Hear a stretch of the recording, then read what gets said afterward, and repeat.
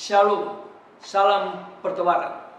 Kembali berjumpa dengan saya Pendeta Jonathan Efru Pulalang pada hari Kamis tanggal 18 Januari tahun 2024. Mari kita minta pertolongan Roh Kudus untuk pembacaan dan pemberitaan firman Allah. Mari berdoa. Tuhan Yesus, kami sangat membutuhkan Roh Kudus. Itulah sebabnya urapilah hamba-Mu dengan kuasa Roh Kudus-Mu, dan juga para pendengar, Tuhan juga mau urapi dengan kuasa Roh Kudus. Dan Roh Kudus menolong kami supaya kami dapat meyakini firman Allah dan melakukannya. Berfirmanlah karena kami sudah siap untuk mendengarkan firman. Dalam kasih dan pengampunan Kristus kami berdoa. Amin. Mari kita baca firman Tuhan yang diambil dari 2 Petrus 3 ayat yang ke-9 yang berbunyi begini. Tuhan tidak lalai menepati janjinya, sekalipun ada orang yang menganggapnya sebagai kelalaian. Tetapi Tuhan sabar terhadap kamu, karena Tuhan menghendaki supaya jangan ada yang binasa, melainkan supaya semua orang berbalik dan bertobat. Demikianlah firman Allah yang berbahagia kita membaca mendengar serta memelihara dan melakukan firman Allah. Haleluya. Tema kita pada hari ini adalah bertobat dari kebinasaan maut. Nah, saudara-saudara yang saya kasih dalam nama Tuhan Kristus, gambaran surgawi mengenai jalan raya ilahi di kitab Yesaya pasal yang ke-40 ayat 3 sampai dengan 5 diperkembangkan oleh Petrus untuk konteks manusia yang berdosa. Petrus berperan sebagai bentara bagi Kristus, dan ia berbicara mengenai pertobatan sebagai jalan untuk kemuliaan nama Tuhan Yesus. Jemaat Petrus terdiri dari orang-orang Yahudi, dan mereka sangat menekan persiapan diri dalam menghadap Tuhan. Dan biasanya kita melihat pertobatan sebagai buah dari karya Roh Kudus. Tetapi di sini pemikirannya agak terbalik. Supaya Roh Kudus bisa tinggal di dalam diri atau hati kita, kita harus mengkuduskan diri dan hati kita dengan bertobat. Nah, saudara-saudara yang saya kasih dalam nama Tuhan Kristus, Petrus adalah tokoh yang aneh, karena Petrus pernah menyangkal Tuhan sampai Tuhan berfirman kepada dia sampai 3 kali. Petrus, gembalakanlah domba-domba. Sampai 3 kali Tuhan Yesus mengatakan hal tersebut pada Petrus.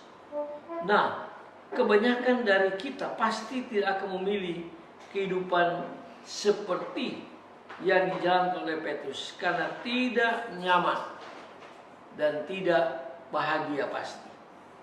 Tetapi orang yang datang untuk mendengarkan pesannya, mereka mengaku dosa dan mereka bertobat pada waktu mendengar Petrus berkhotbah. Sampai-sampai ada 3.000 orang yang bertobat pada gereja mula-mula pada waktu mendengarkan khotbah daripada Rasul Petrus. Nah, saudara-saudara yang saya kasih dalam Tuhan Kristus, orang mendengar Petrus karena pesan Petrus sesuai dengan tindakannya. Jadi pada waktu Petrus bertobat, dia buktikan tindakannya, dan dia tidak mau hidup dalam kebinasaan maut. Nah, saudara-saudara yang saya kasih dalam Tuhan Kristus, dia meminta orang lain bertobat karena dia sendiri juga bertobat. Jadi Petrus pernah menyangkal Tuhan Yesus, tapi dia sendiri bertobat, menyadari bahwa apa yang dia sangkal pada Tuhan Yesus adalah salah, sehingga dia bertobat.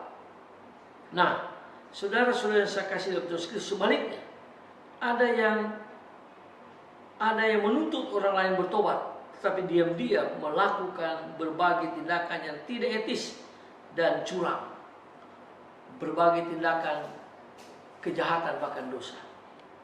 Nah, saudara-saudara saya kasih dalam Tuhan itu, itulah kisah dari pengkhotbah-pengkhotbah terkenal, baik di Amerika Serikat, di Eropa, bahkan di Korea Selatan. Ada banyak orang yang terkenal, tetapi mereka jatuh bangun di dalam dosa mereka. Nah, saudara-saudara yang saya kasih dalam Kristus, pada akhirnya orang-orang yang jatuh bangun di dalam dosa itu, mereka akhirnya mundur dari pelayanan dan menghilang. Padahal Tuhan Yesus menanti mereka supaya mereka bertobat dan berbalik, sehingga mereka tidak binasa di dalam neraka atau di dalam maut.